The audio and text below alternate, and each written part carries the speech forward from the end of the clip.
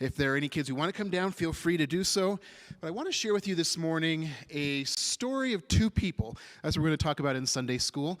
The first person is named Saul. And Saul is the biggest, meanest, baddest bully of them all. And we hear this story about how Saul is on his way to Damascus, and Saul really doesn't like Christians, and he is trying to get all the Christians rounded up and thrown into jail. And when Saul is on the road to Damascus, some of you probably remember this from Sunday school. He sees this big light, right, and bright light, and loses his vision, and he hears Jesus' voice. Well, he goes on to Damascus, and he can't see.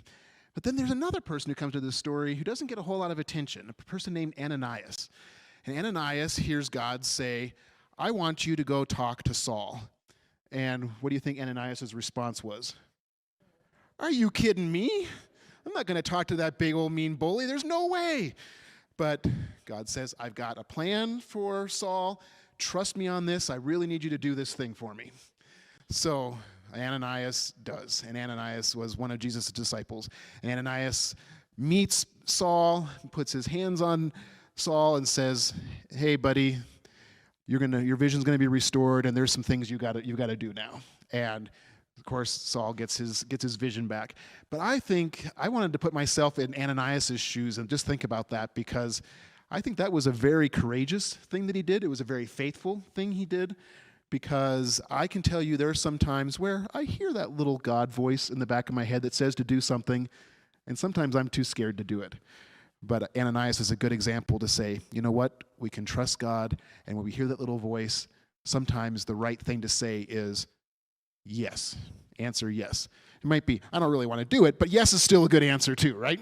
So we're going to talk more about Ananias' example, but I think it's something that gives me courage and strength for this day. Let's say a prayer together.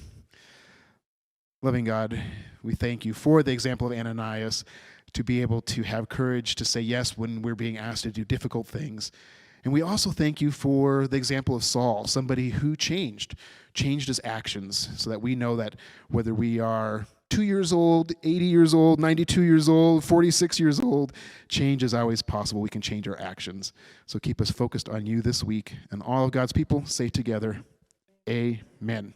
All right, those who are here for Sunday school, I'll see you down in the classroom. And the rest of you online, have a good week.